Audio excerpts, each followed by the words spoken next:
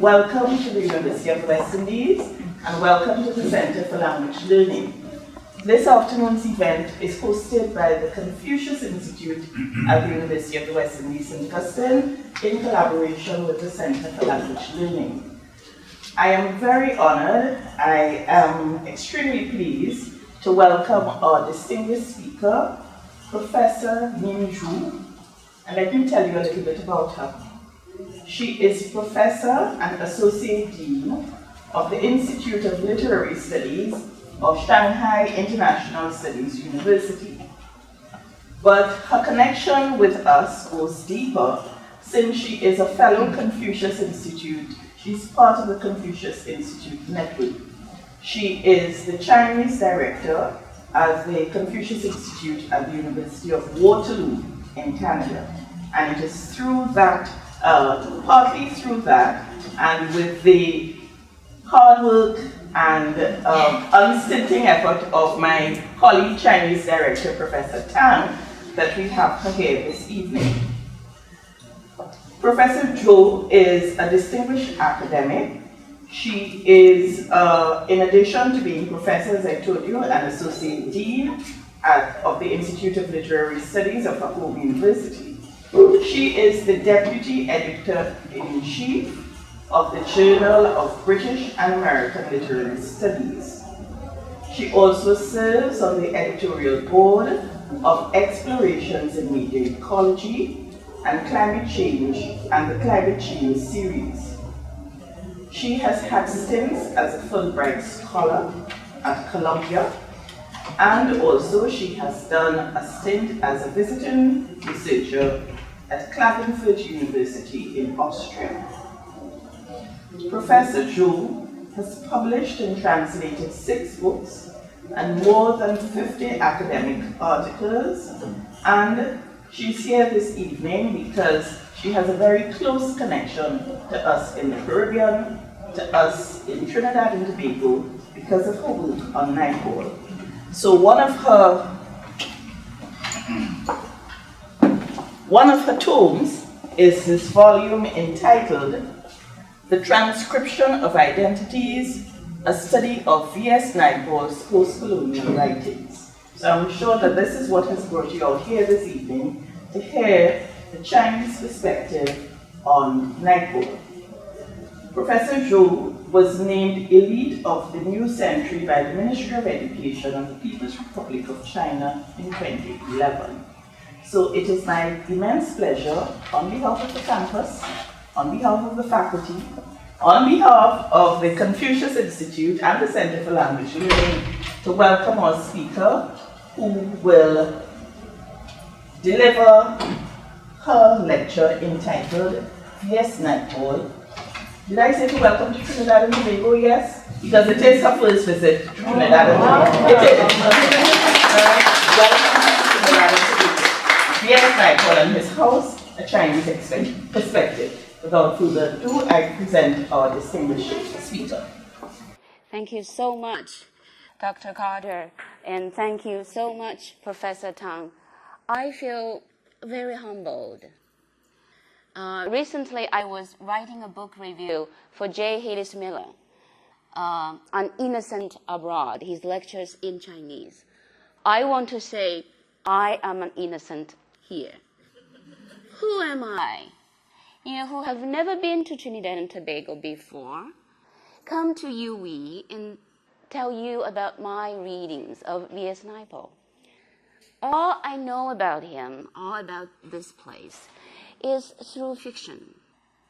I have never, in my wildest dreams, imagined that someday I would stand on this piece of land myself and sharing my humble readings on V.S. Naipaul with his fellow country people. So I feel really very innocent and very humbled. I hope that I will not disappoint you too much. I studied my work on V.S. Naipaul 2004 as my PhD dissertation. V.S. Naipaul is actually a very hot topic in China. Most of his works have been translated into Chinese. I will focus on that later. But today, as Dr. Carter just said, I'm going to focus on his house. We all know that his most famous book is A House for Mr. Biswas. That I came here, I arrived yesterday, the day before yesterday, 4 o'clock in the morning. On that very day, Professor Tang took me to the Port of Spain, to visit the house, the very house where Naipaul and his father stayed.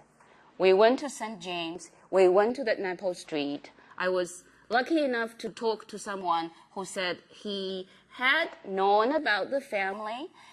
He is over 70 years old. And also I insisted on Professor Tang taking me to his high school. You know, the former headmaster of Royal QRC is here. So I feel overwhelmed. Really. Yesterday morning, I was even luckier, you know, in the office of Dr. Carter. You know, she told me about the history of, you know, the history of Trinidad and Tobago, you know, during the time when Naipaul grew up. You know, he was born in 32 and he left with a scholarship at the age of 18, you know, how things have changed. I felt, what have I been doing here? I shouldn't be talking about V.S. Naipaul. I should be coming here and asking you to tell me about V.S. Naipaul. But yesterday afternoon, after our meeting with Dr. Carter, I was lucky enough to be driven by Professor Tang again to Chaguanas. We visited the Lion House there, you know, not under the name of V.S. Naipaul. Yeah, everyone knows about that. But when I posted the picture of the Lion House, the Chinese professors are, very few of us have, you know, we read his book, but very few of us have ever really seen the picture of that very house, you know, the Lion House. One professor left a message asking, tomorrow morning, I'm going to talk about A House for Mr. Biswas. Can I borrow your picture? I gave her one word, do. Just do it. No problem. You know, why do we study literature? Why do we study foreign literature?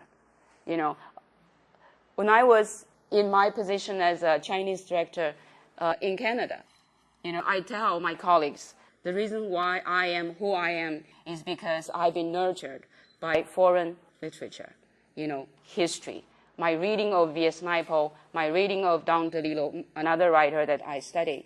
Anyone heard of him? You know, an American writer, very famous too. So I am very grateful for everyone sparing your time here in the evening to come to hear me talk about my very innocent. I felt really, who am I to talk about V.S. Naipaul here, you know? But I have to do my job. Otherwise, how could I, you know, I couldn't fail you. I may, but I will try my best. You know about V.S. Naipaul's background, you know. So his background marks him a typical product of multiculturalism. I recently wrote a paper on multiculturalism because in Canada we don't use, especially in Quebec, we don't use multiculturalism. You know, they choose to use it interculturalism. I wrote a whole paper, but we can talk about that later, you know. So V.S. Naipaul's background marks him as a typical product of multiculturalism, a legacy of colonialism, a man of no single nation, and a writer in exile. Yesterday afternoon, Professor Tang took me to the Catholic Church on St. Benedict. Our Lady of Exile. I was awed. I was awed by this very place. How could I understand exile? So these people living in this island, now I understand why one of the very important motifs in Caribbean literature, which Chinese people have not really learned a lot about yet. I hope with this trip, I will be able to introduce more Caribbean writers into the Chinese classrooms, universities, middle schools, So Naipaul's exile, coming back to Naipaul, Naipaul's exile is a threefold, right? He's an exile from the Hindu tradition. Chagnas is an enclave of Hindu heritage here in Trinidad. He is an exile from the Caribbean cultural heritage too. He never really identified himself with here, right? Yeah. I was a little uncertain about saying Naipaul's attitude here. When I was going through the customs, I asked the customs officer, have you heard of Yes Naipaul? He said, yeah, we read him in schools. I said, do you like him? He said, no, I don't like him. I felt, okay, so maybe some of my understanding is not so wrong. Okay, so, and of course he's an exile in Britain.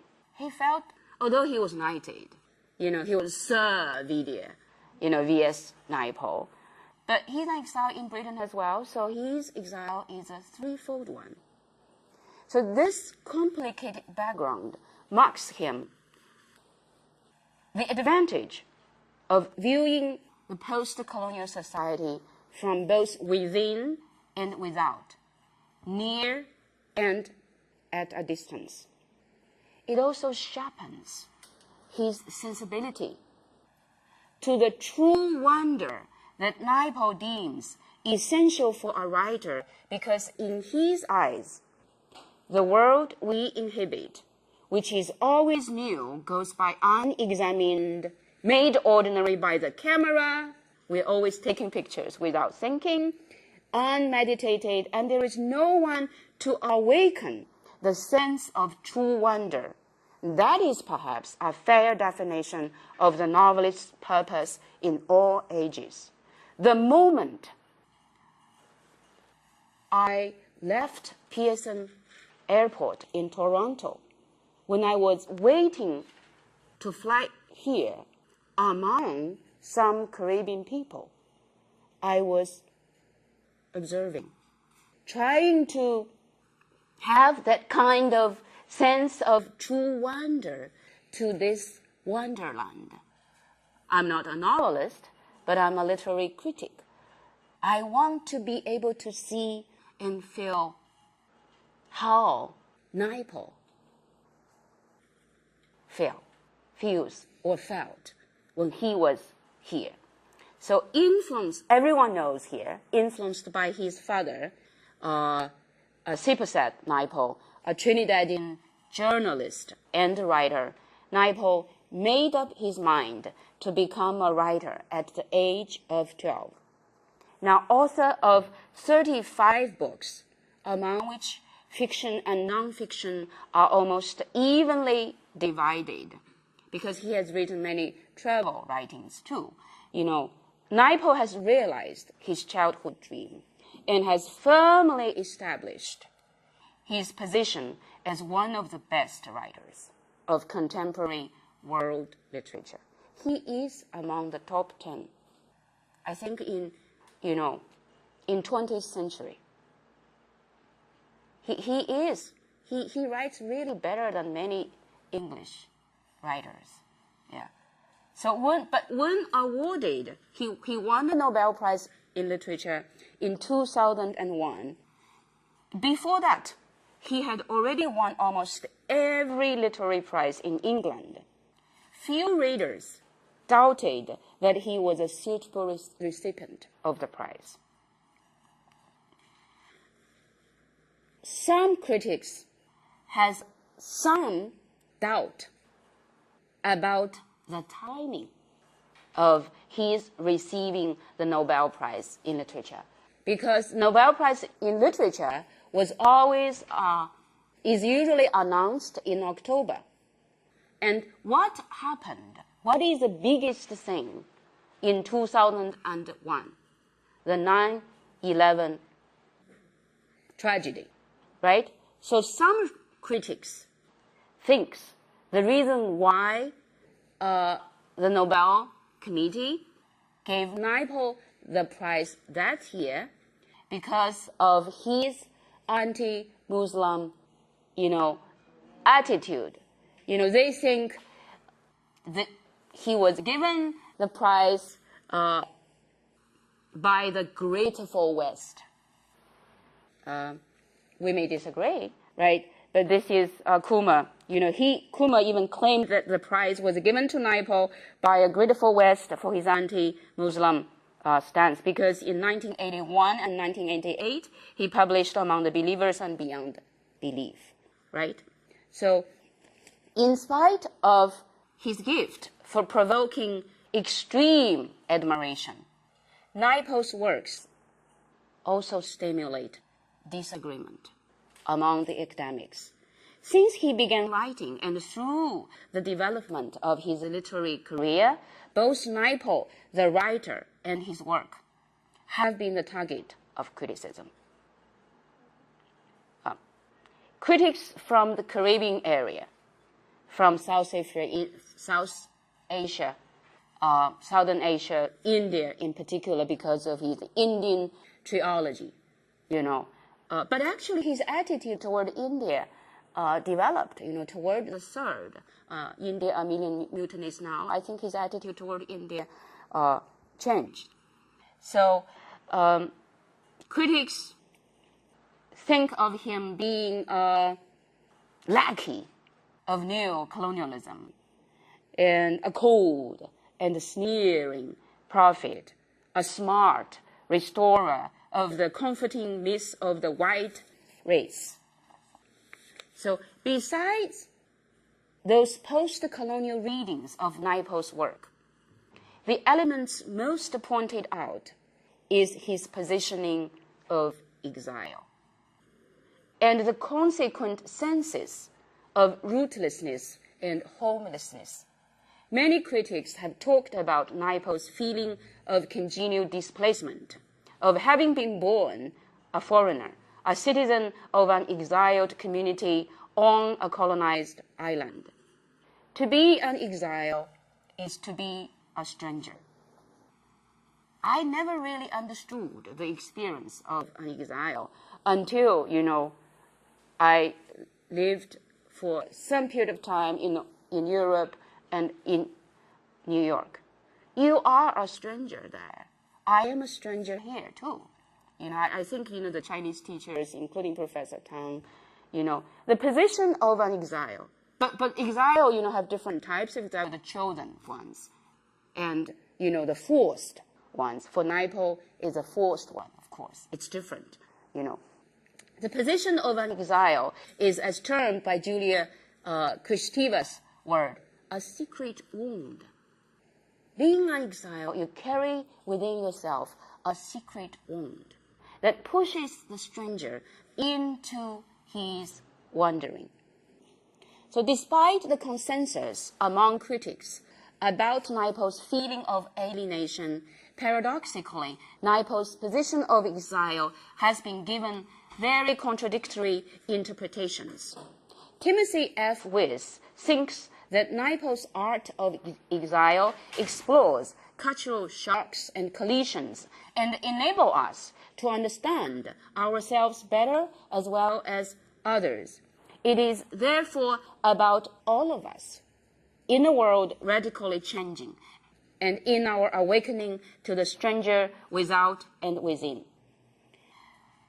For Cargill and Rob Nixon, exile for V.S. Naipaul is only a strategy he deploys to shed prejudice against post-colonial societies and to win favor from Western critics. Actually, among the Chinese exile writers, we have similar counterparts.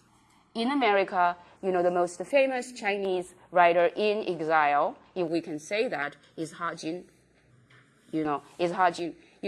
He writes about Chinese Cultural Revolution, some topics that are sensitive to the government. So critics think he writes for the American readers to win their approval. Similar to critics, criticism of V.S. Naipaul writing for the Western readers, for the white readers, in order to prove their stereotypes about the post-colonial society. Like the Chinese writer prove those, Americans' stereotype understandings of Chinese men being very weak, Chinese women being very obedient, which is not true. No longer true among contemporary Chinese women. You go to my place, Shanghai, women. Yeah. So stereotypes, cultural stereotypes, can be very misleading, but very comforting, because it's easier for us to believe in what we have been, taught, and we have always believed in. So for critics like Nixon, they think, he's using this as a strategy, just to get a wider readership, So, and Naipaul, just now I said, is becoming a hot topic in China as well, especially upon winning the Nobel Prize for Literature in 2001. The earliest criticism of Naipaul's work can be traced to 1986, long before he won the Nobel Prize in Literature. Other Caribbean writers I know, yesterday Dr. Carter and I was talking about Derek Walcott, George Lemming, V.S. Naipaul has a much wider readership in China. When Derek is also a Nobel Prize winner in 1992, but when he passed away last year, in the newspapers in China, there are some reports, but sadly, no one can be compared to the reception of V.S. Naipaul in China, So we have, with V.S. Naipaul, there are a dozen PhD dissertations and at least 12 monographs on him, more than 500 academic papers written on V.S. Naipaul. George Lemming, I did the research last night. Less than, altogether 20-ish. Derek Walcott, a little more. There is one monograph on Derek Walcott only. But V.S. Naipaul, very hot in China. Actually, among the 15 fiction of his, 13 of them have been translated into Chinese, leaving only A Flag on the Island and Finding the Center, not translated yet. Can you imagine? Yeah. So, and among his travel writings, 6 have been translated, including the Indian trilogy, Among the Believers, Beyond Belief, and the Mask of Africa.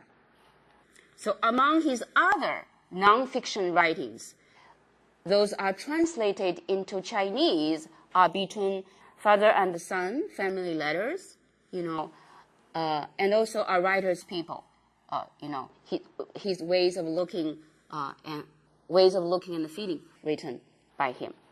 In the summer of 2014, from August 12 to 20, V.S. Naipaul visited Shanghai and Hangzhou to attend some events.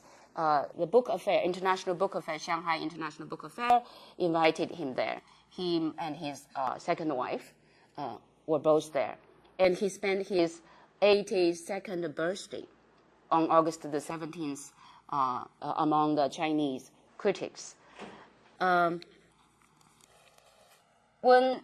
I know he visited this very university 2017, that very year I got my PhD on a study of his work. In 2014, when he was there, he was a lot milder. Actually, in 2008, another Nobel laureate in literature, Orhan Pamuk, anyone heard of him? A Turkish writer. My name is Red, Istanbul. I was his interpreter there. At that time, we were thinking of inviting V.S. Naipaul to China, but the director of the Institute of Foreign Literature in Chinese Academy of Social Sciences told me that, we will try to invite V.S. Naipaul here for you. Later they told me he's too expensive. But anyhow, on that trip, Kiran Desai, another Indian writer, Kiran Desai, the author of The Loss of Inheritance, we were talking about V.S. Naipaul. Orhan Pamuk is a very interesting writer too. Writers are interesting people. They're not like critics. We are critics, but we are very nice people. Writers can be very different. Not every writer are very nice people. I met, people like Orhan Pamuk, our Chinese Nobel laureate Mo Yan is a very nice person. Mo Yan is a typical Chinese man. His name is keeping silent, don't talk. So he knows how to deal with, his inner energy and how to deal with the public.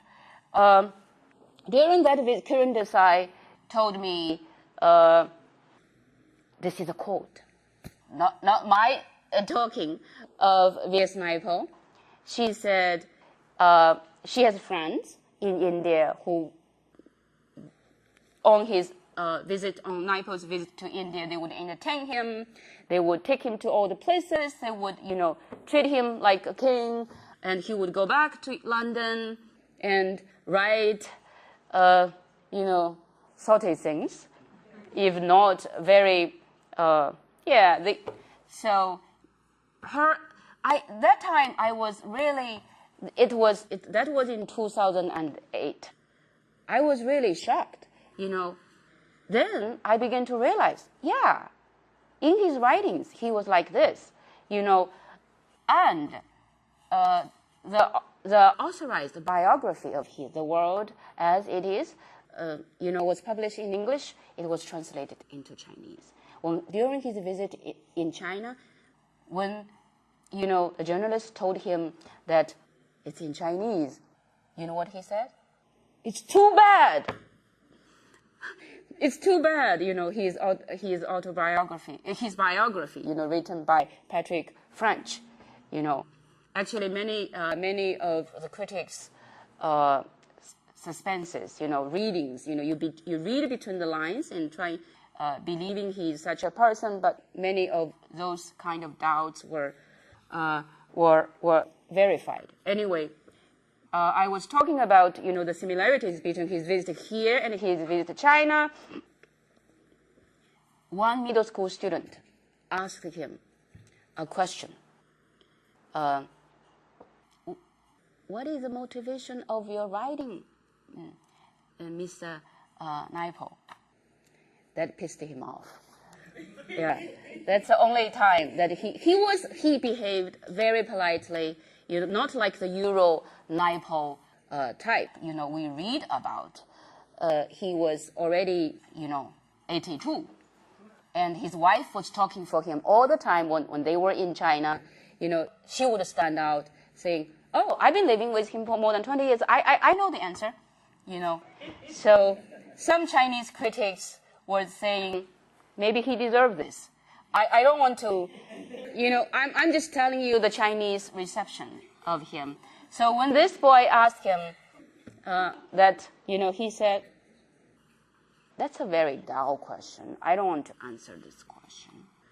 I read when he visited here in 2007, he was also invited to a Hindi girls' high school, and a student there asked him a similar question, and he gave a similar response, saying that proves, literature is not for children. Something like, is my reading correct?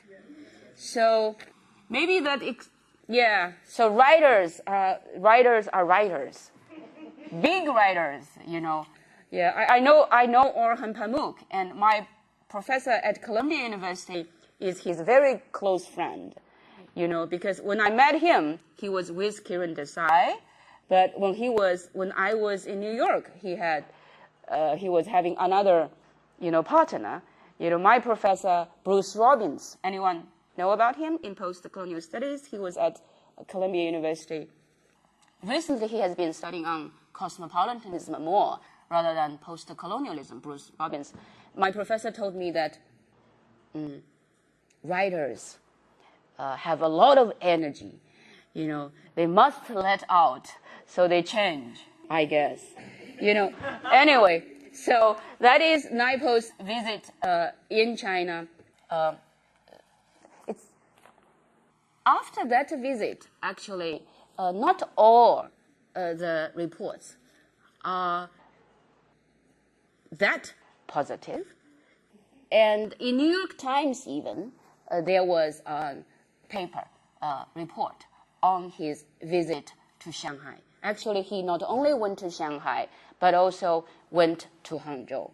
So when people talk about China, all they can remember is Beijing, where Professor Tang comes from, and Shanghai. That is not true. I have to tell my friends, foreign friends, don't be fooled by the flagship stores of Beijing and Shanghai. China is so big. Don't think every woman in China enjoys the kind of privilege Professor Tang and I enjoy. I never take it for granted. There are so many people in the remote areas. Professor Tang knows about this better because she was very deeply involved in the poverty alleviation projects, helping those poor people in the rural areas, how those Chinese women suffer. Don't look at us believing we are the representatives of Chinese women. No. We are the very few privileged ones. And we shouldn't take this for granted. Let's come back to Naipaul. The reason why Naipaul is so welcome in China, because remember I told him the first article on him is written by a professor on A House for Mr. Biswas. And the time Naipaul entered China is a time China was beginning, the 80s, opening to the Western thoughts. So Naipaul entered China, in accordance with that openness of the Chinese intellectuals, and the issue of cultural identity.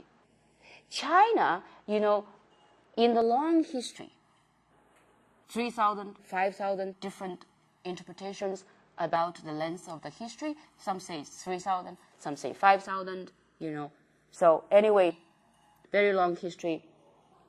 Identity problems have never been really a key issue because ours is an enclosed nation. But when the times comes for us to be open to the West, intellectuals begin to think, where do we fit where do we belong to? Which road do we want to follow? And Naipaul coming into China is among this same trend. And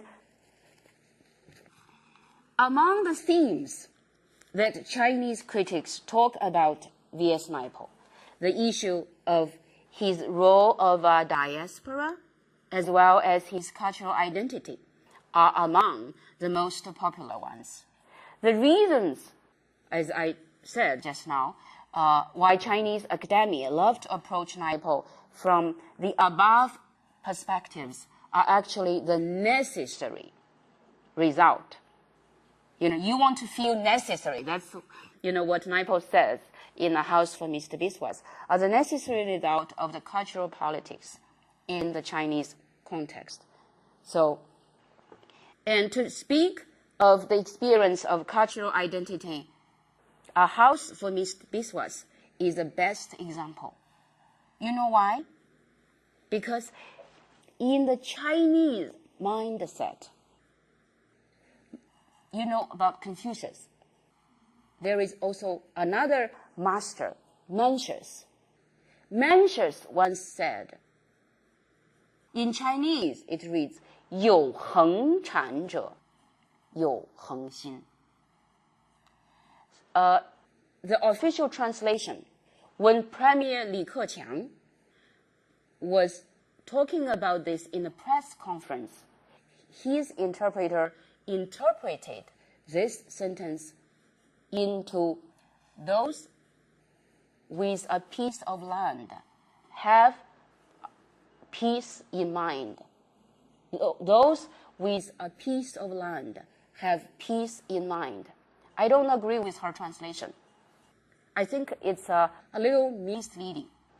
有恒产者有恒心. Those with property are those who feel rooted.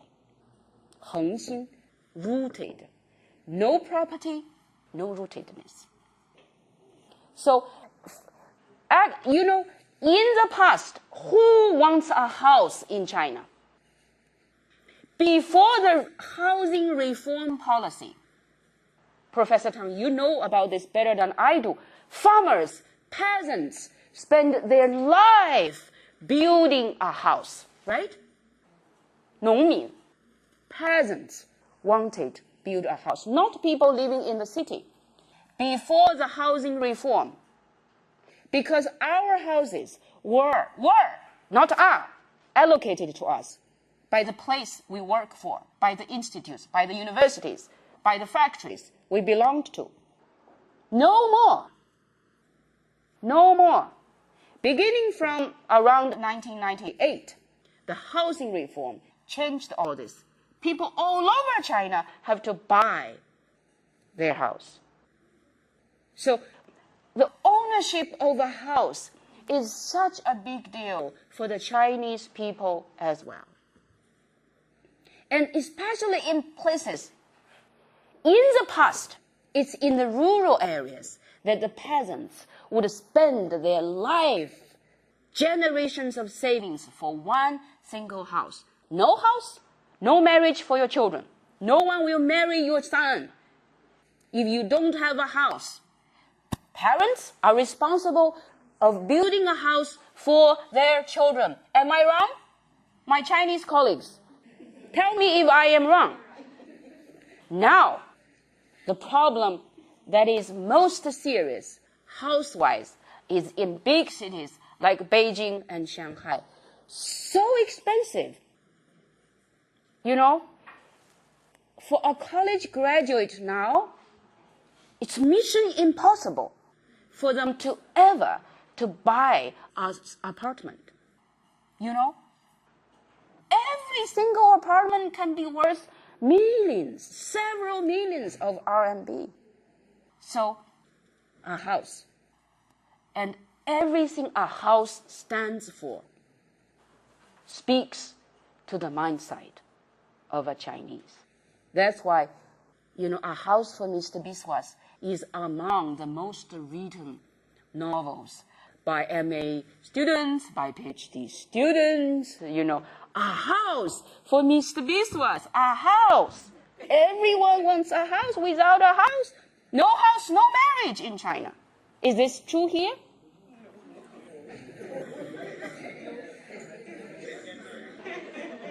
Right?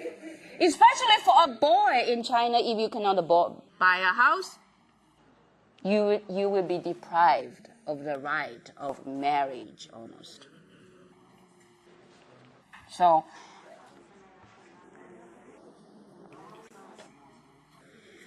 but let's come back to Naipaul, okay? If you are interested in the Chinese concept, I will try to go through this very quickly, and we can have discussions during the questioning and question and answering sessions. Okay, I want to, I feel so honored and humbled. I have to give my credit to this land. My reading of V.S. Naipaul, A House for Mr. Biswas, I've got to share with you. And just laugh at me if it is too innocent, if it is too far-fetched. I won't cry. Because I know with a thousand Hamlet, there can be 1,000 interpretations. But I am sure my interpretation is going to be shallow with all the people here, your understanding about this very land, this very history that nurtures the writing, nurtures Naipaul into the kind of person he is. It's so deep. Who am I? I know so little about this place. But I promise you, my friends here, if I may call you my friends, I am going to write a very serious report for a very highly regarded academic journal. How many Chinese Naipaul scholars have ever come to the birthplace of V.S. Naipaul? And we love his work. We love his work, So, A House for Mr. Biswas. How many of us have read this book? All of us. Oh, I shouldn't be talking about this, So, A House for Mr. Biswas describes the long process through which Muhan Biswas attempts to construct an independent identity, right? An identity that comes in the form of a house. That is at once a literal and ramshackled physical structure and the grandest of metaphors. The unifying factor in A House for Mr. Biswas is of one single metaphor, a house. Reflecting on the writing of this novel, Naipaul says himself later in Finding the Center. The book was published in 1985, and this book has not been translated into Chinese yet. In that book, he writes about the writing of this novel. He said, the story of a man's search for a house and all that the possession of one's house implies. From Mr. Biswas' life story, we get a picture of the difficulties experienced in Naipaul's early life, which I got a glimpse yesterday afternoon in front of the Lion House. I met someone, he was very kind, telling me this is not a safe place. He was pointing me at where the police station is, So, and Professor Tang was saying, let's go, take picture, go. But I wanted to stay there and to imagine myself into the house where he grew up, his father, and how it is like, it's a feeling that only, it's like a holy place. It's like, you go to the Holy Church, worshiping, meditating, So anyway, but I can tell it's not an easy life there. Even now. And the irony there, on the left is a Christian church. Opposite is an evening club. To the right, a food vendor. So from Mr. Biswa's life story, we get a picture of the difficulties experienced in Naipaul's early life and his frustration with writing. According to V.S. Naipaul, the victory of A House for Mr. Biswas is due to its subtle representation of the fear of destitution. This is a comedy. This is a tragic comedy, right? From a vision of abyss that lies below the comedy of this book. Repeatedly, over decades, Naipaul refers to the disadvantages of growing up in the colonial society of Trinidad, which he said he was born into by accident and could not feel as his own. In response to his father's wish for him to return to Trinidad after graduating from Oxford, he wrote, "I know and can understand your wish for me to settle in Trinidad, but let me explain why, if I did so, I shall die from intellectual starvation." This is from Letters Between Father and Son. That's what he said. He describes his experience in Trinidad as living in an eclipsed world, caught between two spheres of darkness that had become my subject. Professor Tang was telling me the sentence that struck her the most is how all of a sudden, darkness fell, into the place. So darkness is one of the themes in this very novel, which I'm going to talk about later, which actually constitutes the drive for the novel, is the son's fear, of what would have happened to him had he not managed to live here, like his father, right? Mr. Biswas, in the novel, Mr. Biswas wrote a story, unfinished one, Escape, signifies not only his desire to escape from the stifling colonial society that deprived him of his subjectivity and from the trap of a loveless, unhappy marriage, but also of Naipaul's own angst, anxiety that this same fate might well have befallen him. This book is therefore a justification of Naipaul's escape from Trinidad, as well as a symbol of Mr. Biswas' struggles for a house of his own, an objective correlative which symbolizes a displaced and disoriented colonial's quest for independence, identity, freedom, inner wholeness, order, and dignity of an individual. However, as we will see in a moment, this beautiful and alluring dream of owning a house after so much painstaking, heartbreaking effort can only be partially realized, if realized at all.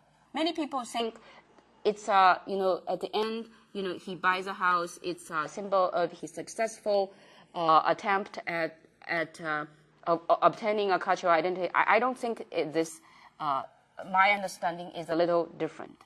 So just as signified by Mr. Biswas' correct mortgaged house on Sikkim Street, Homi Baba, also someone with similar background, says in an article about V.S. Naipaul, Homi Baba says in an article that Naipaul's infantile yearning to be a writer emerged from the anxiety and the shame of profound cultural loss. Indeed, as an East Indian born in Trinidad, the beginning of Naipaul's life is marked by a profound sense of lack, a lack of cultural heritage he can claim and anchor his identity to. Similarly, Mr. Biswas' beginning in the world are characterized by one loss, after another. At the beginning of the novel, shortly before he is born, Mr. Biswa's mother, Bipti, walks in the hot sun. I experienced that. The day I came, Waterloo, snowing. So all the way to his grandmother's village because of a quarrel of his father, with his father. At midnight that evening, Biswas is born at his grandmother's house, six-fingered and breech. Remember? Yeah. An inauspicious birth by all accounts. Significantly, he is born away from his father's house and in the darkness of night. Mr. Biswa's horoscope seems to be against him from the very beginning. And all the prophecies about, the bad things that will happen because of him to his family was fulfilled, right? So with his mother's parents dead, his father dead, his brothers on the estate at Felicity, his sister as a servant in his aunt's terrace house, and himself rapidly growing away from his mother, who herself is broken, Mr. Biswas has to leave the only house to which he had some right at the age of 6. The pastoral period, the first part was entitled pastoral, right? The pastoral period of Mr. Biswa's childhood comes to an end. If, as Naipaul's title for the first chapter indicates, the early setting is pastoral, it is pastoral only in the sense that the setting is rural, and that Mr. Biswas enjoys some right to his father's hut made of mud and grass. And it is actually pastoral lost for Mr. Biswas, since his subsequent history is a history of displacement, accompanied by a sense of psychic fragmentation. It is also an impoverished place of marginal existence, where if it were not for his transgression, Mr. Biswas could at most have lived out his life as an illiterate laborer in the sugarcane fields, the same as his father and grandfather before him. All that is familiar, severed, and removed from his place of origin, Mr. Biswas is thrown into a world that is alien to him now. From that point forward, Mr. Biswas can never say exactly where his father's hut stands, where his father's small house stands. Many years later, when he returns as a reporter trying to find a place he spent his early years, he found nothing but oil derricks and grimy pumps seesawing.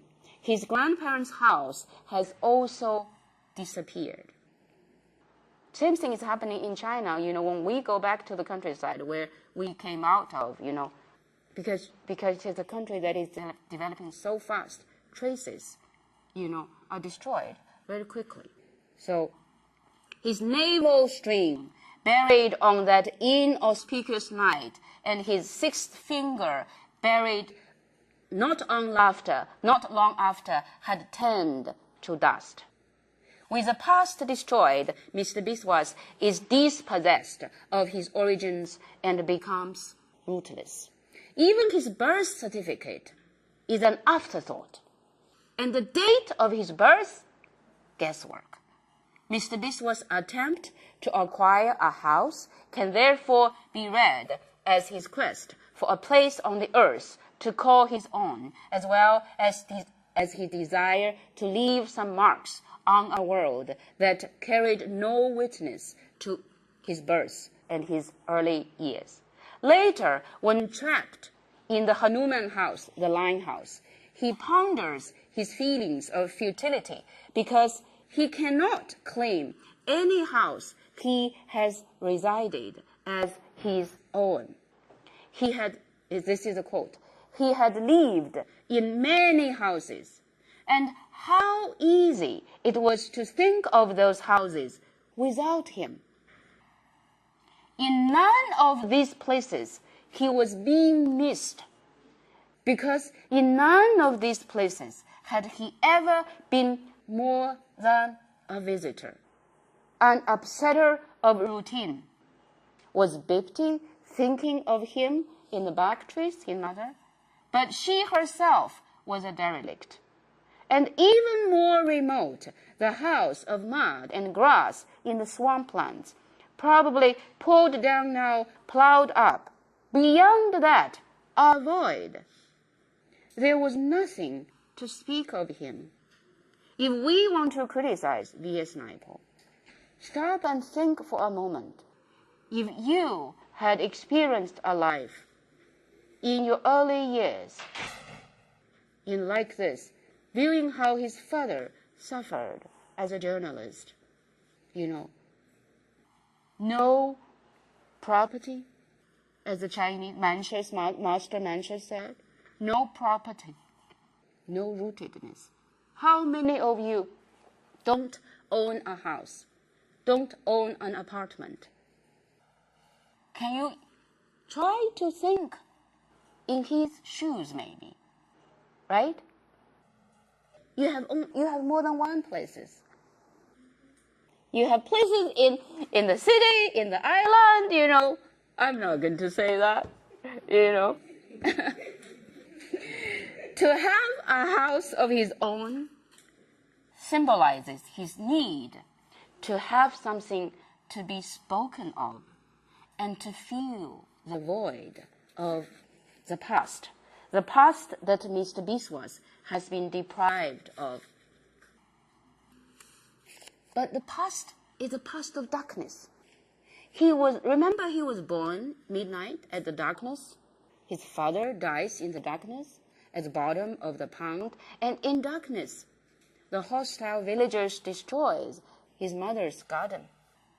Brooding over his own sense of the past in an area of darkness, which was written 20 years later, in 1981. In his the first book of the Indian trilogy, he was reflecting on the sense of his past as an East Indian in Trinidad. Here is a quote. To me, as a child, the India that had produced so many of the persons and things around me was featureless. And I thought of the time when the transference was made as a period of darkness which also extended to the land as darkness surrounds a heart at evening. And even now, though time has widened, though space has contracted, and I have traveled lucidly over that area, which to me was the area of darkness, something of darkness remains in those attitudes, those ways of thinking and seeing, which are no longer mine 20 years later. So the darkness of both the colonial reality and the Hindu heritage render Mr. Biswas' early life into what Jacques Lacan calls the condition of lack. Why do we desire? Because we lack. We are in the condition of lack. To put it most simply, a life made up of constant losses. According to Lacan, humans are born into a condition of lack and are driven by our desire to overcome this condition. As we look back, we continue to believe that the union with our mother was a moment of plenitude in her womb, which is an object that is desired but forever out of reach because we cannot go back. It's a lost object, signifying an imaginary moment in time. And as we have already seen, Mr. Biswas' pastoral period never actually exists. Even proof of his early existence is buried in oblivion. This pastoral time, therefore, is like Lacan's real. A time of plenitude that is forever irretrievable and may not have existed at all. Yet the subject believes in the existence of such a period, the same as Naipaul's treatment of Mr. Biswa's childhood. No one can return to the mother's womb, nor relieve that happy real time. By naming the destitute childhood pastoral, the author appears foreboding about the prospect of subjectivizing colonial people, giving the colonial people a kind of subjectivity. The subject of Lacan walks into alienation as soon as he is born into the world. And this is more so for colonial people who are doubly alienated and marginalized. Do you feel this? My reading may be wrong. I know, Yes? Not too much anymore, but you see. Not too much he anymore. was- Yeah, but he's a in product of his time. Yeah, he's a part of his time, right? Yeah. Yesterday, Dr. Carter was telling me, how Trinidad had developed, since 1950, the year when Naipaul left here, yeah. And the world is on the move, as he said in his Nobel lecture, right? The independent identity, but what is the role of literature? Literature gives witness to what people experience. Otherwise, we wouldn't know what version of history this part of history is like, how those people have experienced. For Chinese immigrant writers, I know in the Caribbean area, there are some Chinese writers too. I only read one article about their writings. Honestly, I don't ask my PhD and MA students to study immigrant Chinese writings. Like me, if I decide to stay in Canada, become a writer, I write in English. My English is not as good as my Canadian colleagues. Of course, English is not my native language. The reason why I don't ask my students to learn the immigrant literature is because, I believe in the virtue of language. I don't think the language itself is good enough. If I write in English, I'm speaking impeccable. I'm speaking in flawed English, as you have already been listening to, So I know. But there is virtue in immigrant literature because it bears witnesses. It records a part of history. That is, but Naipaul is above that. He is not only witness, he is a master. He writes better than many British writers, American writers. His sense of the language is I don't know how to say that. No word for a master, literary master. I'm not saying he is a great person, but as a literary figure, he has very few rivals, I would say. Let us give him the credit, yeah. So the opening of the novel not only vividly evokes the ambience of the Hindu world. This Naipaul's attitude toward his Indian heritage is mixed, right? He is not identified with the Caribbean culture, and he is not identified with the Indian culture either. So think of the Indian trilogy. What hatred he has caused among his Indian fellow people. But the opening, he himself may not have realized what a mixed person he is. His mixed attitude, his contradictory attitude to India even. The opening of this very novel, A House for Mr. Biswas, not only vividly evokes the ambience of a Hindu world, but also undermines it. Accordingly, Naipaul's representation of the Hindu rituals in the Indian village is dotted with a satirical as well as a poetical attitude. It's understandable, right? Yeah. The very fact that all the prophecies about Mr. Beast was inauspicious fate come to pass demonstrate Naipaul's unconscious justification of Hindu tradition. And during childhood, Naipaul came to know the rituals through his father's stories. This gave beauty to the Indian village life I had never known. In Finding the Center, later he wrote, these early memories may later prove to motivate Naipaul's poetic, revealing, and moving descriptions of Hindu rituals. After Raghu's death, his father's, Bipti prepared herself according to the Hindu tradition for the funeral. Here's a quote. Bipti was bathed, her hair, still wet, was neatly parted, and the parting filled with red henna. Then the henna was scooped out, and the parting filled with charcoal dust. She was now a widow forever. Tara gave a short scream, and at her signal, the other women began to wail. On Bipti's wet black hair, there were still spots of henna, like drops of blood. The bathing, the charcoal dust, and the blood reminded us of the biblical description of rituals of sacrifice and lamentation for the loss of the loved ones. The almost pious description of the Hindu ritual immediately also reveals Naipaul's reverence and nostalgia toward his cultural heritage. How we look at our past affects the image with which we seek to identify, right? The past is very important. Heritage is thereby crucial to the constitution of our identity.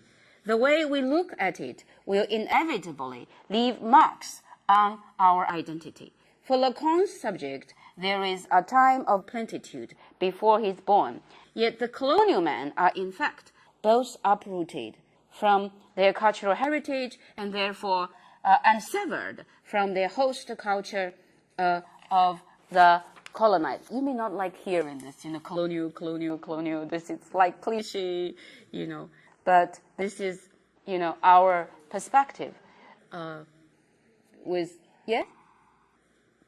They are, in a sense, floating subjects, marginalized by both their own heritage and the colonizer's culture. The symbolic they enter condemns them as a colonized other and outsider the moment they are born. My readings, the reading of my readings at this very moment reminded me of Gayatri Spivak's paper on who can speak for the subaltern women. When we think of those Indian women, persecuted because of those old-time rituals, who knows? They may like it. So when I am telling about the colonial peoples, it's my reading, Karl Marx said, who can represent the peasants, But anyway, so the identity problem caused by the loss of the past is a recurring theme in Naipaul's writings.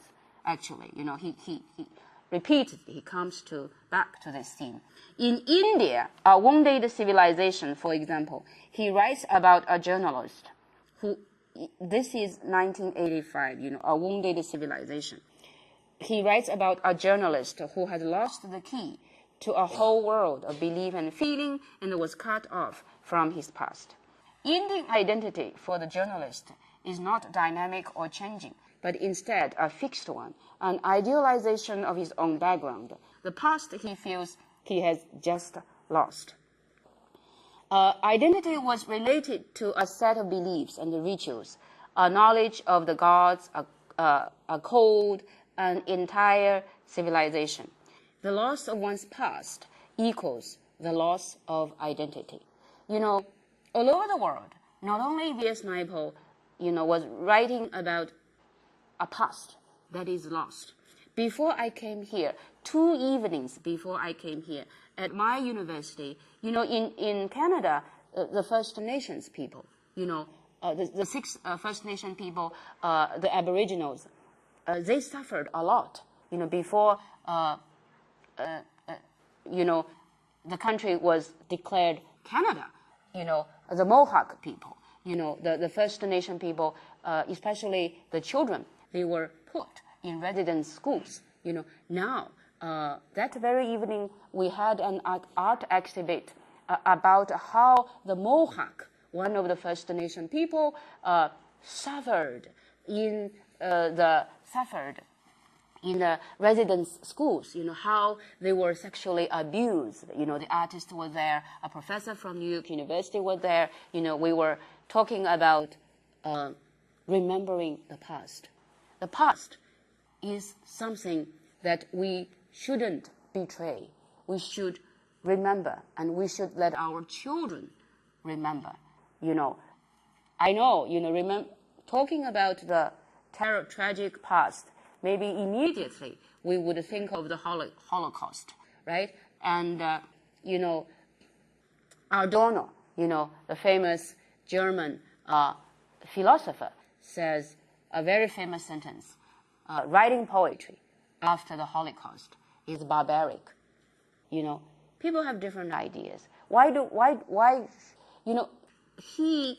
The reason why Adorno says that writing poetry after the Holocaust is barbaric is because, look at what the Enlightenment has brought us. He has a book entitled The Dialectics of Enlightenment, how humanity, the so-called humanity, has failed us. But, of course, there are different interpretations and people who don't agree with him. Literature, history, poetry about the Holocaust help us remember that, bears witnesses. It's like, what Naipaul is writing about this part of history he experienced, right?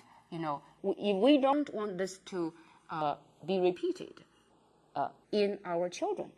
We should remember this, But human beings, the only thing we learn in history is that we never learn. Yeah. I didn't say this, right? Philosophers, yeah. Let's come back to a house for Mr. Biswas. And the end of the pastoral life for Mr. Biswas marks the departure from his life as a dependent. From that point on, he must move from place to place to obtain food and shelter. According to Lacan, not only does the language we speak produce our subjectivity, we are in reality subject to its structural process. Lacan famously said our unconscious is structured by our language. Furthermore, Lacan maintains that our unconscious is also constructed from our contact with language, a language of the other. You think you are speaking English? I think I am speaking Chinese. Is this your language? Is this my language? How I think? My unconscious. Is the Chinese my language? If we go into the philosophy of language, I know Dr. Carter is a linguist. I shouldn't even raise this subject. You will think my understanding is too naive. But language, is the fact that I learn English changes who I am. Our language changes us. When I talk in Chinese, I think like a Chinese. When I speak in English, I think, I behave like the English-speaking people do. There are two versions of me. If you're bilingual, do you have similar experiences? Yeah, of course. Many of you are trilingual here, right? Yeah, so anyway, in Mr. Biswas' case, as he moves from place to place, he comes into contact with his colonial reality that is a mixture of both the colonized and the colonizer's culture. Mr. Biswas' incessant struggle for a house of his own then becomes a chain of signifiers. For sure, you know that.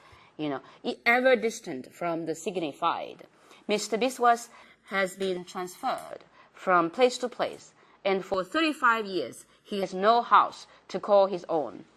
In the midst of insecurity and humiliation caused by the displacement caught between the Hindu culture in which he is raised and the Western culture that surrounds him, Mr. Biswas holds onto the Western view of individuality without realizing that he is acting according to the law of the father, which tragically is not his. His dream of subjectivity remains a mere fantasy. The house is for Mr. Biswas, therefore a ready-made world of his own. The climax of a life's vision. The house is not only significant to Mr. Biswas, for his children too. It is a center of security and the cozy home that his father never enjoyed as a child. It becomes for his wife a place that she can boast to the Tausis. So much like the Chinese tradition, the symbols we attach to a house. Although both Mr. Biswas and his family have already discovered, when they bought the house, many shortcomings, flaws of the house, very soon they accommodate themselves to the very fact of the house and accept the house as it is. Because for Mr. Biswas, bigger than them, the house he bought at last, flawed house, many problems, not to say heavily mortgaged. But when he thinks of his house, in spite of all the flaws, all the awkwardness, bigger than them, bigger than those flaws, was the house. His house.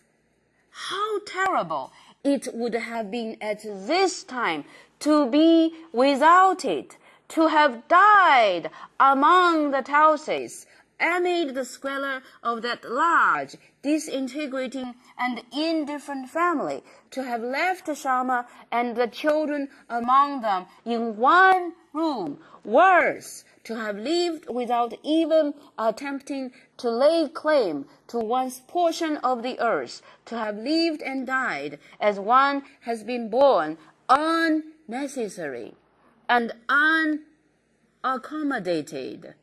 Quote, to die among the Tausis would mean he had no independence.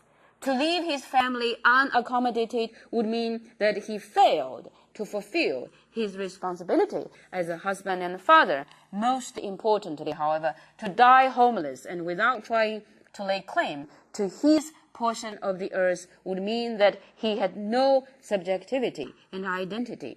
Yet a house can speak against all those charges. It is a claim to a life in which he can feel necessary and that he is accommodated, not only by a literal roof over his head, but by the subjectivity and identity that the house itself symbolizes.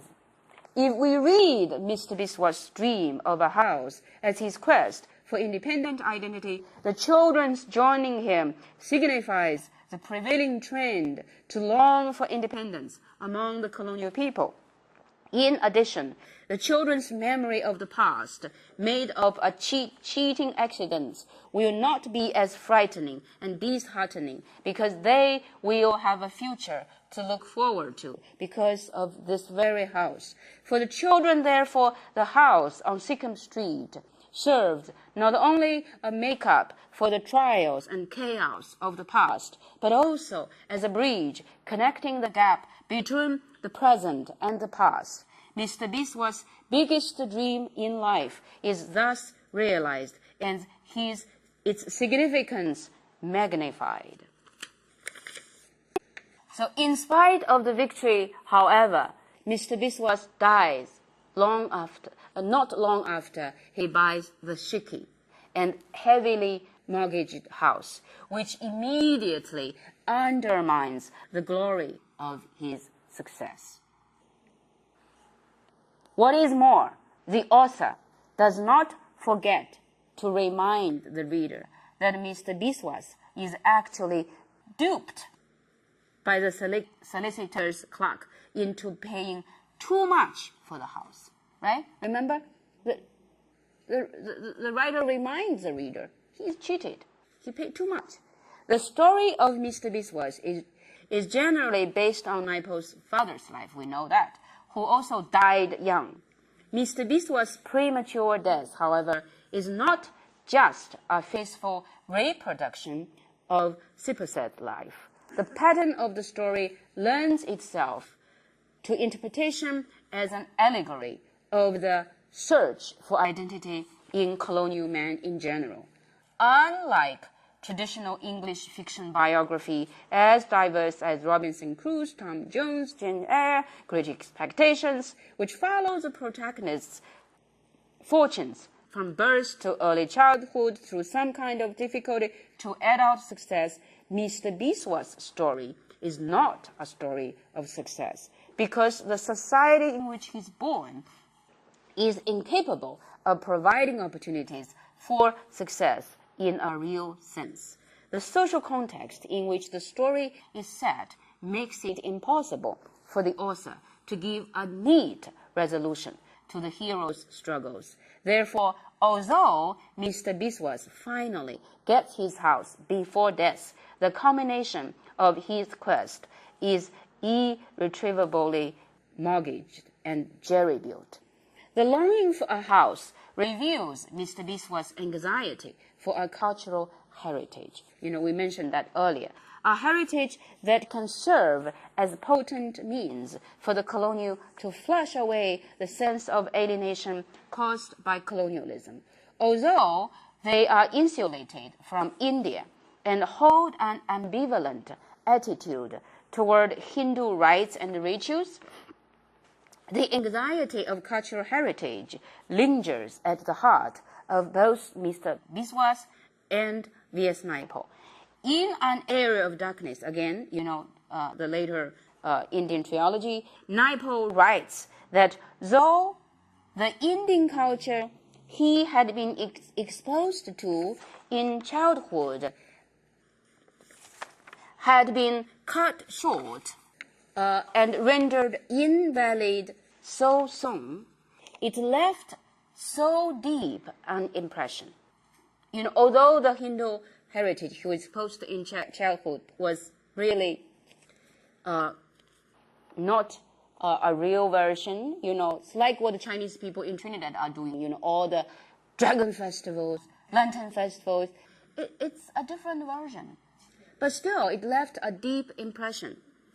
But he says that he has, when he was here, he says he has grown up rejecting tradition. Yet how can I explain? Later, when he finally went back to the land of his grandfather, where his grandfather came from, as an indentured laborer working in the sugarcane fields, when he went there, Professor Tang said that here in the Shaganas, they still have the Diwali festival, right? So when Naipaul visited India, when he saw that in Delhi, in Bombay, they used the candles and the electric bulbs at the Diwali festival, not rustic clay lamps, he felt in Trinidad, we still use that. How come in India you are using electric bulbs in Diwali? If he had no respect for his cultural heritage, why would he have such a feeling? We should give our children this kind of, lessons on culture regarding our cultural heritage, be it whatever it may be, Afro, Indian, Spanish, Chinese, so it buries in the children's mindset without their own understanding. There is a book about V.S. Naipaul, he's written by his friend. I think many of you might have, Paul Sorox. Yeah, in that very book, he said he find Vidya in India. at the core. He's not even Anglicized. He's not a British person.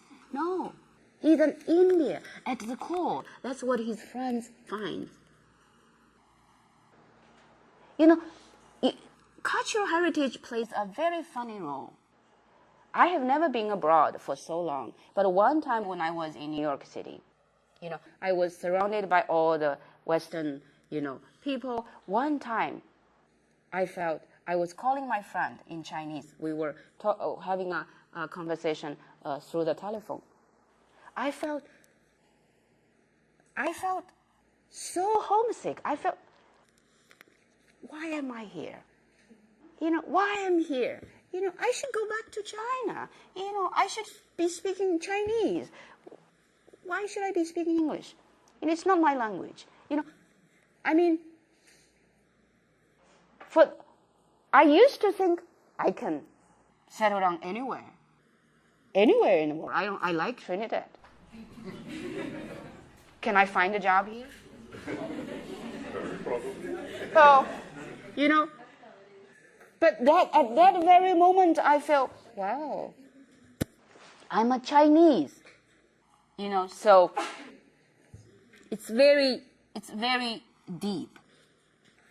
So for a colonial like Mr. Beast was, the third generation of an indentured laborers from India, growing up in an Indian enclave, right? It's an enclave. Among the hybrid culture of the Caribbean, identification with a cultural heritage is crucial to his identity construction. His act of buying, remember he buys his daughter Savvy a doll's house, a toy house at Christmas, a Western festival.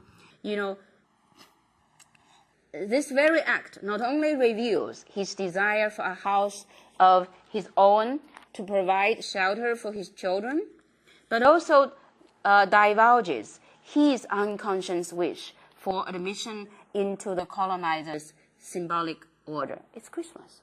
Why do you buy your daughter a toy house at Christmas, right? So, nevertheless, Naipaul's attitude toward cultural heritage is not unquestionably embracing. Of course, he's mixed, as I said. Mr. Biswa's relationship with Hanuman House, the Lion House, the symbol of Hindu cultural heritage in Trinidad, is indicative of his ambiguous attitude. Entering the Tausig family by marrying one of the Tausig daughters, Mr. Biswas quickly discovers that the price for such an accommodation is the loss of his independent identity. Their names were forgotten. They became the Tausigs. He feels lost, unimportant, and even frightened. No one particularly noticed him. The moment he comes into Hanuman House, Mr. Biswas is in constant conflict with the Tausig family. He rebels, through clowning, speaking English, following the course of the reformist Aryan missionaries. Mr. Biswas, therefore, seems to be an individual locked in a struggle with traditional Hindu values. However, while among the Tausigs, Biswas repeatedly falls back on Hinduism in moment of crisis. He says he doesn't like it, but in moment of crisis, he falls back on Hinduism. After every unsuccessful attempt at asserting independence, remember he tried in vain buying houses, before he bought the Sikkim Street house. After his failure at the Chase, Greenville, Short Hills, and when he first goes to Port of Spain, Mr. Biswas goes back to the Tausig family for shelter and protection every time after he fails. Significantly, all 4 of his children are born in the Hanuman house, not in his other houses he has ever tried.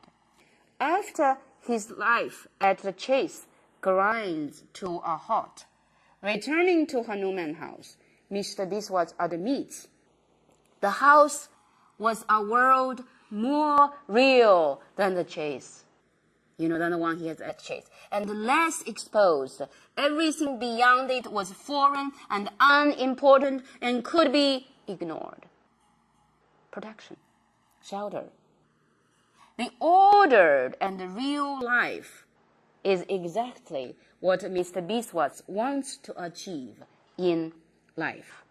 Paradoxically, the house which he has always been in rivalry contains order, and it seems to him more real a world than his own at Chase. After his breakdown at Greenville another time, he feels secure to be only a part of Hanuman House, an organism that possessed a life, strength, and power to comfort, which was quite separate from the individuals who composed it. Later, after Mr. Biswas develops a profession in Port of Spain, when his son is humiliated at school because he is only a journalist, Mr. Biswas tells him, I don't depend on them for a job, meaning the journalist. You know that. We could go back anytime to Hanuman House, all of us. You know that. We have a place. See, this is how ambiguous his attitude toward, his Hindu, cultural heritage is like. It's very mixed. For Mr. Biswas, as well as for Naipaul, being an Indian in the West Indies, living between a dwindling Indian heritage and the Western colonial education, influenced by the colonial discourse of Western progress, freedom, and individuality, the crisis of identity is their inevitable fate, as there is nothing stable or fixed for them. And for Mr. Biswas, the idea of owning his house, his own house, gives his life direction, and in some way becomes his reason for existence. Yet the construction of selfhood is never an individual event. It must, first of all, be put into the context of the history and society the self finds itself in. In his article, Who Needs Identity, Stuart Hall, everyone knows him here, from Jamaica, also went to London, the most important person in British cultural studies. Yeah, I'm translating a book of his, his public lectures in America in 1983. It's called Cultural Studies 1983. A Chinese publisher has bought the copyright. I'm doing the translation now. In his article, people like Stuart Hall, like Naipaul, like Derek Walcott, like George Lemming, who are saying Naipaul is a traitor, do they stay here? The only person who came back is Michael, the author of Michael Anthony, right? The Green Life by the River. He came back. Yeah, last year it was adapted into a film. He came back in the 70s. I think, those people who are saying you are a traitor, if you are here, your criticism may carry more weight, But again, we can disagree, So, and we have, same thing is happening in the Chinese context. We have people leaving China, never return, criticizing China, criticizing those stay there, or, blah, blah, blah, blah, But anyway, in his article, Who Needs Identity, Stuart Hall maintains that identity, I think this is a very important and a very practical understanding of identity. I never realized my identity was a problem when I was doing Naipaul,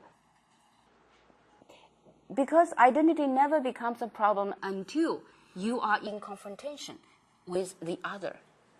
In Shanghai, I don't realize. In China, I'm not a Chinese. Here, I am a Chinese. You are not a Trinidadian. Here, you go to China, you are a Trinidadian because you are in. You understand that? Yeah. So it's a meeting point. That's what Stuart Hall says. Yeah. So maintain that identity is a meeting point, the point of suture between discourses and practices. The discourses and attempt to hail. This is Althusser understanding. To hail people into place as social subjects of particular discourses, where the process that produce subjectivities that construct us as subjects can be spoken. What Stuart Hall refers to is the reality confronted by all human beings. For the colonial, however, this can be more complicated because within the discourse that tries to interpolate them as a subject, they begin already marginalized. They begin as the other in the symbolic order made up of the language of the colonizers. In other words, as Mr. Biswas' society lacks a coherent and dominant discursive practice, it affects the process of subject construction. As such, Mr. Biswas' self-realization is doomed to be a partial one, in that what he has is, to use his own word, half-made colonial society that cannot offer more opportunities. In view of this, Naipaul seems to be suggesting that escape is the only way, although this route has become impossible for Mr. Biswas, in the novel. If we read the house as a symbol of identity, Mr. Biswas moving from house to house can be interpreted as a colonial trajectory of identification.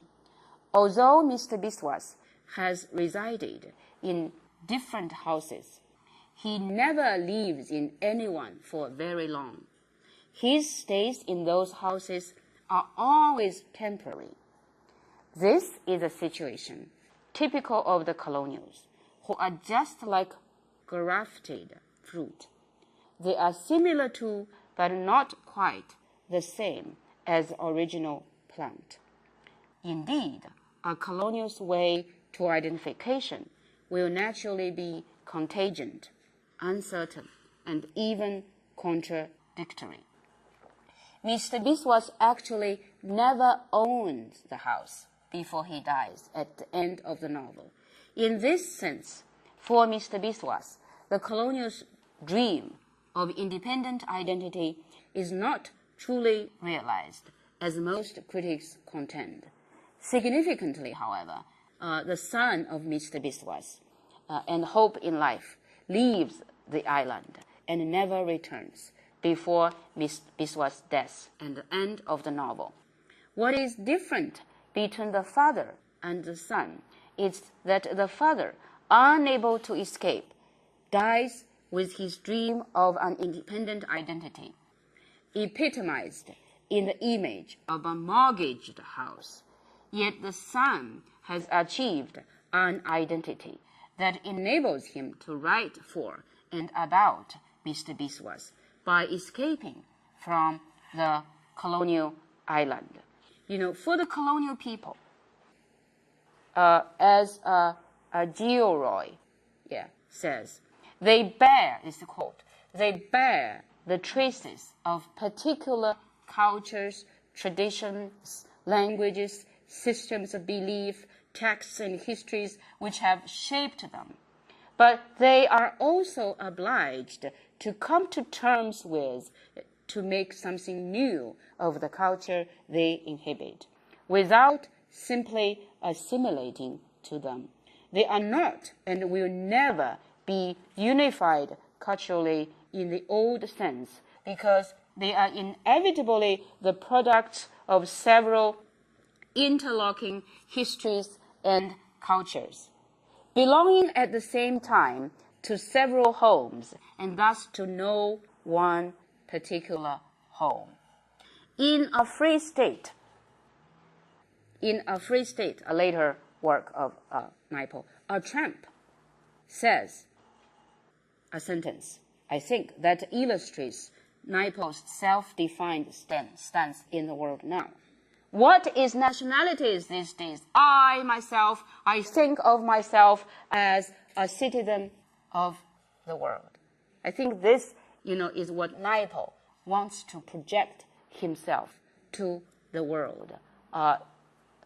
He delivered in New York a speech entitled Universal Civilization, right? Yeah. So he thinks, the Trump is saying, I think of myself as a citizen of the world. To be a citizen of the world is a Naipaul's way of acknowledging the impossibility of recovering what is left behind, be it ethnic or national identities. It is also a pronouncement of the difficulties with identification, because in a way, a citizen of the world is a tag for having no identity. More importantly, however, the statement is an active affirmation of an identity that is not place-bound. Yet, a citizen of the world is a paradox, because a citizen is surely a citizen of a certain place, while a citizen of the world signals the rejection of a fixed place. That is to say, the tension between the local and the global remains unresolved. To be a citizen of the world is therefore to exist between home and homelessness, homeness and homelessness. It is to exist in the form of identities, referring to identity in the singular and the plural, as well as the subject's futile attempt to unite the singular and the plural identities. A citizen of the world is, in the word of Gilroy, the product of several interlocking histories, we just quoted him, and cultures, belonging at the same time to several homes, and thus to no one particular home. To put it differently, a citizen of the world is also a vernacular cosmopolitanism who is faithful to his instinct for a home, as well as ready to face the diasporic history and reality that has made him an Indian by ancestry, a Trinidadian by birth, and an Englishman by citizenship. Naipaul's experience embodies the typical trajectory of a post-colonial subject's quest for identity. I have a little more about theoretical explanations on identity, but I want to stop it here because the discussion of the novel itself can be wound to an end here. I want to open the floor for discussion now. Questions are welcome, not only related to the work of Naipaul. If you are interested in knowing about some other parts of Chinese history, culture, literature, any questions are welcome. But again, let me say thank you to Dr. Carter and to Dr. Tang for your very gracious invitation and for the arrangement, and most important of all, for the audience who are here to hear about my very innocent babblings about my very humble understanding of V.S. Naipaul. In the Chinese culture and tradition, a bow is a deep respect. I'm giving you my bow to respect, to show my thank you very much. Thank you. Oh, thank you. Yeah. I wanted to know, how did this views change about India? Because he said earlier on that his views on India changed. So I want to know, how did his views exactly change about India? Yes, what views on India?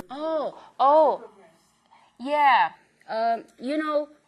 When he was here, during his time in Trinidad, he was exposed to a version of the Hindu heritage in the form of an enclave.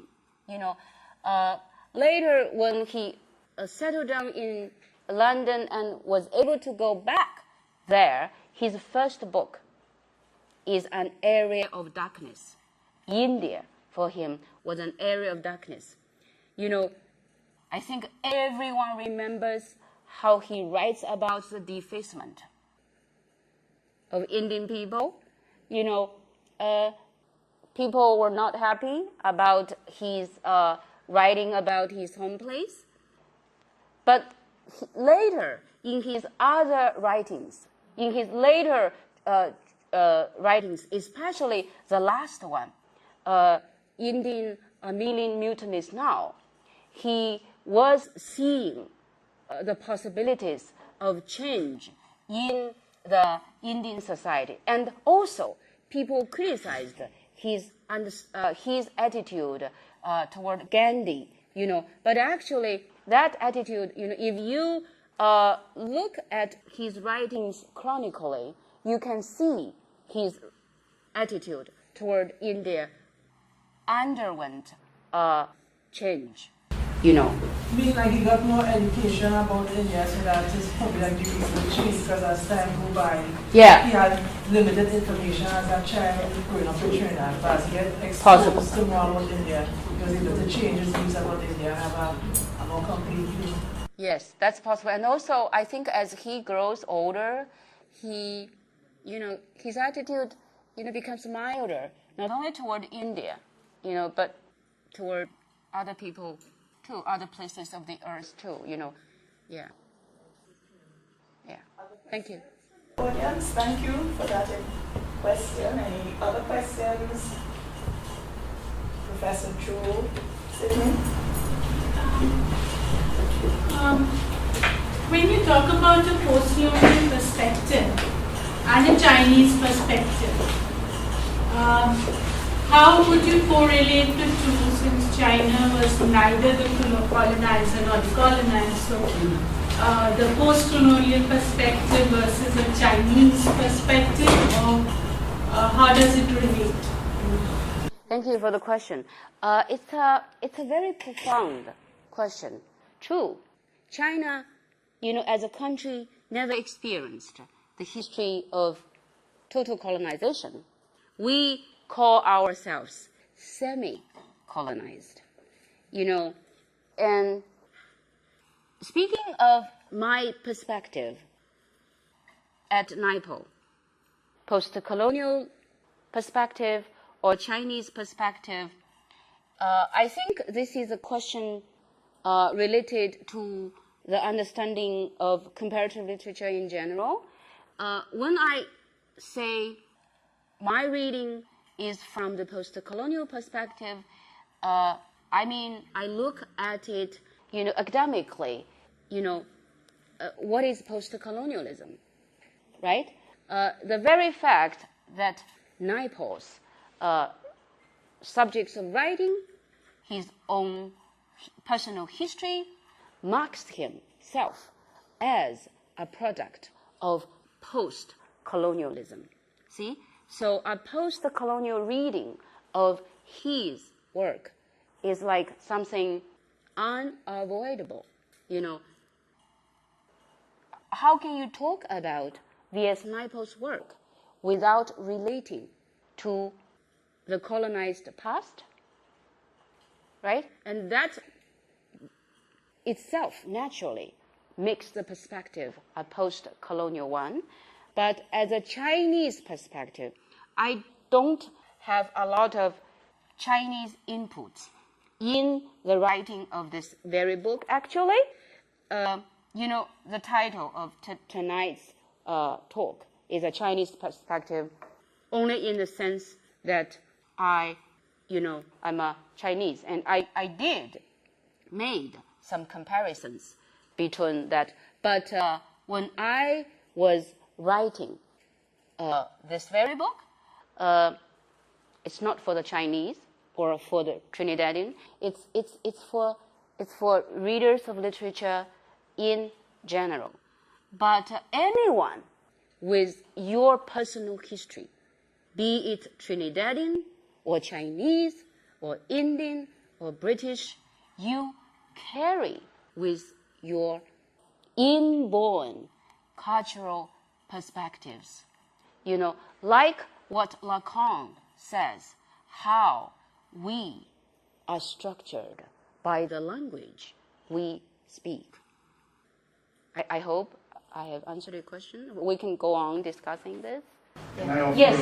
a comment? Please. I wish possibly people here who know a lot more about Naipaul might correct me. But I would say that Naipaul is not post-colonial at all. If you, the history of Trinidad, very, very briefly, 1956 was when we started to move towards self-government. 1962 was when we got independence. So I suppose you could even say that until 1962, we were very much technically a colony. And Naipaul's whole experience and his writing about that period, I think when I look at it, is very much marked by being a colonial in the sense that he was the citizen of a colony. And you mentioned, of course, his high school education, which was in a place which QRC prided itself in the days of Naipaul of imitating as closely as possible the British the British secondary school, Eton, Harrow, that kind of thing. Their masters came from Oxford and Cambridge. And I think that that is where, very possibly, it started to fall apart, if you want to look at it like that, for Naipaul. That is where his alienation came. Because if you were a colonial and you were educated in this, and he absolutely, I wonder how critical he ever became of the kind of education that he had. So that's my point. Maybe some other people could pick. But I am most intrigued by that quote from, I had no idea of that philosopher or person that you quoted about the power of having a house. Mencius. Professor Tang can, gave you the book of the classics of Mencius. I just want that line again. But you translated as to have the ownership of property gives people a sense of rootedness. Yeah. I think that is a very, very, very interesting concept. And I am reflecting on it personally. Yes. I'm reflecting on it in terms of, I started to go to Tobago a lot. And those of you who know Tobago, those of you who know Tobago, there is a sense, I think they have a quite different attitude towards property and ownership and the male building their house. I've started to get that kind of sense. And I think that is where we have the Chinese perspective. But the concept of that as you say, that universal concept of the importance of a house. And thank you very much for that insight. Maybe the people who are the Naipaul specialists, have long understood this whole bit about the house, but there's a depth and a detail that you provided this evening, which I find very fascinating. So thank you for that. Thank you so much, Mr. Carter. I agree. Professor Tang and I have been talking about, because we have both traveled, taught, lectured extensively around the world. Our common understanding about human being is that human beings, be it Trinidadian, Chinese, English, are not that different from each other. There are more similarities than differences. So I believe in the universal understandings of human nature. That's why you find the echo. You find the echo in the Master Mancher's statement about property and its connection to people's rootedness. I want to have a little more discussion with you about tagging Naipaul post-colonial or colonial, Yeah. I was saying that we have to save some of the discussion for downstairs. Okay. We will continue because we have done some catering and the caterer needs to serve it. So I don't want to bring a halt to the intellectual fire. But it is 8 o'clock and we have a little ceremony. Oh. And we would like to ask Professor Tan. No? Me? But I do. Let's ask Miss Bean. Let us ask Miss Bean to do us a favor. Miss Bean is going to be called on just to do us this favor to present the gift on behalf of the Confucius Institute. Why Miss Bean? Miss Bean has been for quite a while the administrative assistant in the Department of Literatures and English. And Miss Bain is someone who journeyed to China last July and had a wonderful experience. So we are bringing together that strand of Literatures in English at the campus and that strand of someone who had a discovery of China. And on our behalf, it is a gift from the Confucius Institute and the Center for Language Learning. But we're going to ask Ms. Bean to make that presentation on behalf of the University of the West Indies St. Augustine campus to Professor Zhou. Hi, Professor Zhou. It is my humble privilege to present to you this small token of our appreciation for your most inspiring presentation and discourse on the House for Mr. Biswas by Mr. V.S. Naipaul. So on behalf of the University of the West Indies St. Augustine and the Confucius Institute and the Center for Language Learning, I present you with this small token.